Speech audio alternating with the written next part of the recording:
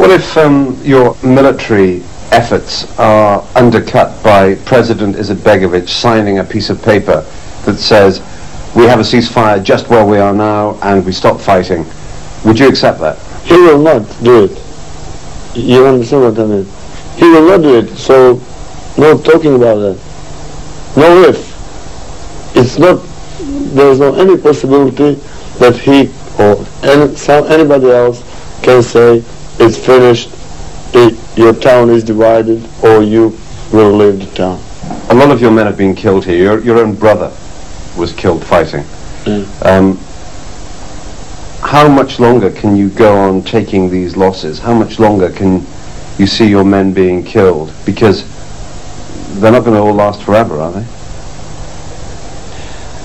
Yeah, I think that it's, sorry, but it's, for me, it's a wrong question.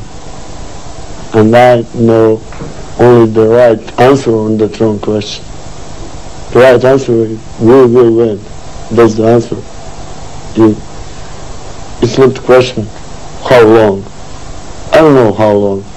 Next 10 years, next 20 years, I don't know. I understand what you ask, but you should understand me, that we will fight to the end.